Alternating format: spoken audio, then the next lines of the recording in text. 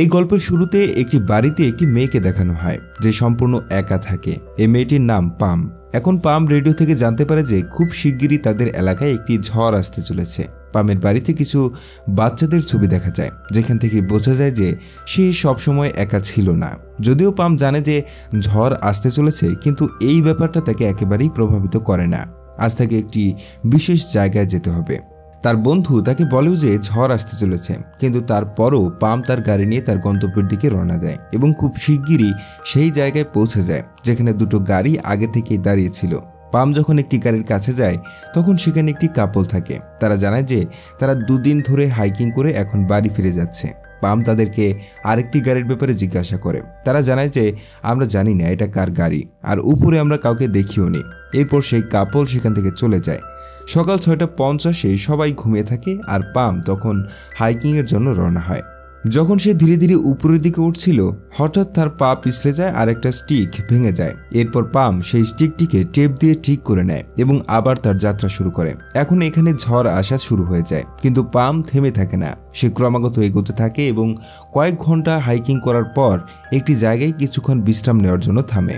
সেখানে সে কফিও খায় এবং দেখে যে ঝড় তখন তার দিকেই এগিয়ে আসছে। বাতাস ধীরে ধীরে জোরালো হতে থাকে। পাম পাথরের পাশে কিছুক্ষণ বিশ্রাম নেয় এবং যখন মনে হয় যে তাকে এগোতে হবে তখন আবার সে এগিয়ে যায়, যদিও সে জানে যে এই যাত্রা তার জন্য খুবই বিপজ্জনক হতে চলেছে। কিন্তু তারপরও সে থেমে থাকে না এবং হঠাৎই সেখানে কারো পায়ের ছাপ দেখতে পায়। এরপর সে সিটি বাজানো শুরু করে, যাতে কেউ যদি সেখানে আটকে থাকে বা কারো সাহায্যের প্রয়োজন হয় তাহলে সে ডাক পেয়ে সাড়া দেয়। কিন্তু তাকে কোনো শব্দ, কোনো সিগন্যাল কিছুই পাওয়া যায় না। সে চলতে থাকে এবং হঠাৎ তার পা একটি গর্তের উপর পড়ে যায়, যার ফলে সে সেই গর্তের মধ্যে পড়ে যায়। আসলে তুষার পড়ার কারণে সেই গর্তটি সে দেখতে পায়নি এবং এখন সে চেষ্টা করে যেভাবেই হোক গর্ত থেকে বেরোতে। সে গর্তের উপরে পর্যন্ত ওঠে, কিন্তু আবার ভেতরে পড়ে গিয়ে অজ্ঞান হয়ে যায়। যখন তার জ্ঞান ফিরে আসে তখন তার উপর অনেক বরফ জমেছিল। সে কিছুই বুঝতে পারছিল না যে কিভাবে এই গর্ত থেকে বেরোবে। সে সাহায্যের জন্য আবার সিটি বাজায়, কিন্তু আশেপাশে কেউ না থাকায় কেউ তার কাছে পৌঁছায় না। আর এখন সে একেবারেই কিছু বুঝতে পারছিল না যে কিভাবে বেরোবে। তখনই সে ভীষণ দেখতে শুরু করে, যেখানে সে দুটো ছোট মেয়েকে দেখে। এরা সেই মেয়েরা যাদের ছবি তার ঘরেও ছিল। এবার পামের ভেতরে একরকম সাহস আসে এবং সে প্রাণপণে চেষ্টা করে গর্ত থেকে বেরিয়ে আসে। কিন্তু গর্ত থেকে ওঠার সংগ্রামে সে ভীষণ ক্লান্ত হয়ে পড়ে আর ভীষণ তেষ্টা পেয়েছিল, কিন্তু তার পানি ইতিমধ্যেই শেষ হয়ে গেছে। পাম প্রথমে সেই গর্তটিকে কিছু কাঠ দিয়ে ঢেকে দেয় যাতে অন্য কেউ সেই গর্তে না পড়ে। এরপর সে আবার এগিয়ে যায়। তখনই উপরে সে একটি মানুষকে দেখতে পায়। সে বসেছিল। পাম কোনোভাবে তার কাছে পৌঁছে যায়। সে তাকে অনেক প্রশ্ন করে, কিন্তু সেই মানুষ কোনো উত্তর দেয় না। পাম প্রথমে তার জুতো খুলে দেয়, কারণ তার পা জমে যাচ্ছিল।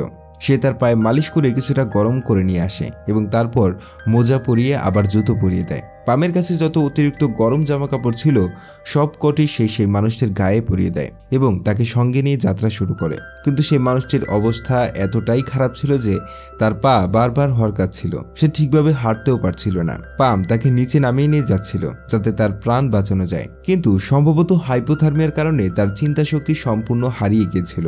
পাম তার নাম জানত না, তাই সে তার নাম রাখে জন। এরপর পাম জনকে ধীরে ধীরে এগিয়ে নিয়ে যায়, কিন্তু অনেকক্ষণ হাঁটার পরও ঝড়ের কারণে তারা খুব বেশি পথ এগোতে পারে না। তখন পাম তার পেছনে তাকিয়ে দেখে জন নেই। সে দেখে জন একখানা পাহাড়ি পাথরের উপর থেকে নিচে ঝাঁপ দিয়েছে। পাম দৌড়ে সেখানে যায়, কিন্তু দেখে সেটা পাহাড় নয়, একটা পাথর ছিল এবং নিচে পড়ে যাওয়ার কারণে জনের পায়ে আরও গুরুতর চোট লেগেছে।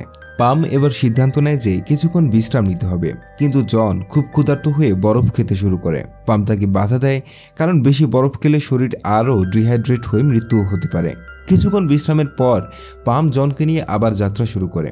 অনেকটা নিচে নামার পর তারা একটি জঙ্গলের মতো জায়গায় পৌঁছে। এবার পামও খুব ক্লান্ত হয়ে পড়ে এবং একটি গাছের পাশে হেলান দেয়। তখন সে দেখে জনের পা স্লিপ করে যায় এবং সে গড়িয়ে নিচে পড়ে যায়। এরপর পামও নিচের দিকে গড়িয়ে পড়ে এবং তারা দুজনই একসাথে পড়ে যায়। তারা দুজনেই ক্ষুধার্ত, তৃষ্ণার্ত এবং একেবারে ভেঙে পড়েছিল, কিন্তু পাম হাল ছাড়ে না। সে জনকে সাহস দেয় এবং বলে আমরা অবশ্যই নিরাপদে ফিরব, কিন্তু জন তার কথা শুনতে চায় না। উল্টাপাল্টা বলতে শুরু করে। আসলে জন ওপরে নিজের জীবন শেষ করার জন্যই উঠেছিল, কিন্তু পাম তাকে বাঁচিয়ে দিয়েছিল, আর পাম কোনোভাবেই তাকে মরতে দিতে চাইছিল না। তাই সে তাকে চকলেট খেতে দেয় এবং বলে তোমাকে আমার সঙ্গে এগোতেই হবে। এখন রাত হতে চলেছে, আর রাত মানে এখানে ঠান্ডা আরও বেড়ে যাবে। তাই তারা যেভাবেই হোক নিরাপদ জায়গায় পৌঁছাতে চায়। তারা ক্রমাগত হাঁটতে হাঁটতে একটি নদীর ধারে পৌঁছে যায়। সেখানে পাম একটি কাঠের উপর দিয়ে ক্রল করে নদী পার হয়। এবার জনের পালা। জন ধীরে ধীরে নদী পার হওয়ার চেষ্টা করছিল, কিন্তু তার অবস্থা খারাপ হওয়ার কারণে সে নদীতে পড়ে যায়। নদীর স্রোত খুব তীব্র ছিল এবং কয়েক মুহূর্তেই সে পামের চোখের আড়ালে চলে যায়। জনকে পানিতে ভেসে যেতে দেখে পাম ভীষণ ভেঙে পড়ে, তার চোখে জল চলে আসে। সত্যি সে জনকে বাঁচাতে চেয়েছিল, কিন্তু এবার আর পারল না। তখনই সে দেখে পানির স্রোত জনকে নদীর তীরে ঠেলে দিয়েছে। পাম দৌড়ে তার কাছে যায় এবং দেখে জন এখনো বেঁচে আছে। এতে সে ভীষণ খুশি হয়। সে জনকে একটি চড়ও মারে এবং বলে, আমাদের গন্তব্যে পৌঁছতে হবে। এবার জনের ভেতরেও নতুন উদ্যম জেগে ওঠে, কারণ সে পামের ভেতরে জীবন বাঁচানোর এক অদম্য জেদ দেখেছিল। কিন্তু রাত হয়ে গিয়েছিল, তবু তারা থামেনি। ক্রমাগত নিচের দিকে এগোতে থাকে এবং কিছুক্ষণ পর তারা একটি রাস্তার ধারে পৌঁছে যায়। সেখানে তারা একটি গাড়ি দেখে। তারা ডাকলেও গাড়ির লোকজন তাদের শুনতে পায় না। এতে জন রাগে ফেটে পড়ে, কিন্তু পাম আর জন তাদের গাড়ি পর্যন্ত পৌঁছাতে চায় এবং ক্রমাগত হাঁটতে থাকে। অবশেষে তারা সেই জায়গায় পৌঁছায় যেখানে তাদের গাড়ি রাখা ছিল। তারা দুজনেই ভীষণ খুশি হয়, কারণ তারা মৃত্যু থেকে ফিরে এসে তাদের লক্ষ্য অর্জন করেছে। পাম জনকে বলে, আমি তোমার গাড়ি স্টার্ট করে তোমার কাছে নিয়ে আসি। কিন্তু যখন সে তার গাড়ির কাছে যায়, তখন দেখে জন নিজের গাড়িতে উঠে সেটি স্টার্ট করে এখান থেকে চলে যাচ্ছে।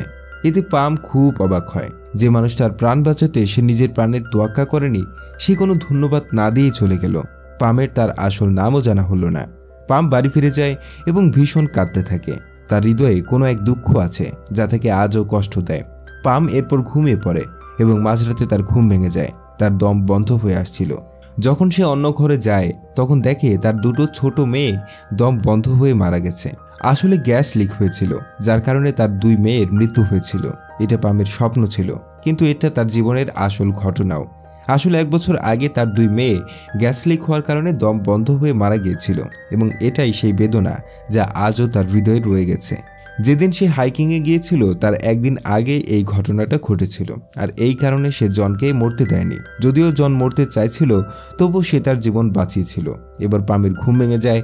পরের দিন সে দেখে টিভিতে তার খবর আসছে। আসলে জন সবাইকে বলে দিয়েছিল যে কিভাবে পাম তার জীবন বাঁচিয়েছে, তাই সবাই এখন তাকে হিরোর মতো মনে করছে। এখন পামের বাড়িতে একজন নিউজ রিপোর্টার আসে, কিন্তু পামের এসব বিষয়ে কোনো আগ্রহ নেই। সে শুধু জন সম্পর্কে জানতে চায়, সে কে এবং কেন মরতে চাইছিল।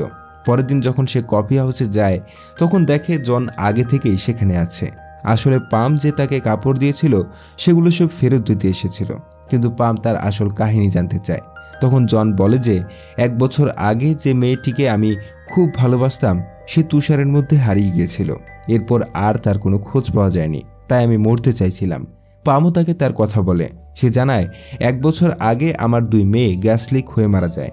আমার প্রাণ বেঁচে যায় কারণ আমার রুমের জানালা একটু ফাঁকা ছিল। আমি আমার মেয়েদের বাঁচাতে পারিনি, তাই আমার মনে গিল্ট থেকে যায়। এই কারণে যখন আমি হাইকিং করতে গিয়েছিলাম এবং সেখানে একটি গাড়ি দেখেছিলাম যার মালিকের কোনো খোঁজ ছিল না, তখন আমি ঝড়ের মধ্যে ইচ্ছাকৃতভাবে উপরে উঠেছিলাম, যাতে যদি কেউ আটকে থাকে তাহলে আমি তার প্রাণ বাঁচাতে পারি, কারণ আমি আমার মেয়েদের বাঁচাতে পারিনি। কিন্তু আমার ভেতরে আমার বেঁচে থাকার এক নতুন জেদ জেগেছিল। এরপর সে 4টি শিশুকে দত্তক নেয় এবং তাদের লালন পালন করে। 67 বছর বয়সে সে নিজের জায়গা ছেড়ে দেয় এবং একটি রেস্কিউ ভলান্টিয়ার হয়। সে অনেক মানুষের প্রাণও বাঁচায়। আসলে তার জীবনে একটি ঘটনা তাকে ভেঙে দিয়েছিল, কিন্তু পরের বছর আরেকটি ঘটনায় সেখান থেকে সে জনের প্রাণ বাঁচিয়েছিল। সে নতুন করে বাঁচার উদ্দেশ্য খুঁজে পেয়েছিল। এরপর সে তার জীবন অন্যদের উৎসর্গ করে, যেখানে সে জনের মতো অনেক মানুষকে সাহায্য করেছে। এই দৃশ্যের মাধ্যমেই মুভির গল্প এখানেই সমাপ্তি ঘটে। পরের গল্পটা কোন মুভির উপর শুনতে চান নিচে কমেন্টে জানাতে ভুলবেন না, কারণ আমি আপনার কমেন্ট পড়ি এবং আপনার ভালোবাসার জন্য আপনাকে অনেক ধন্যবাদ।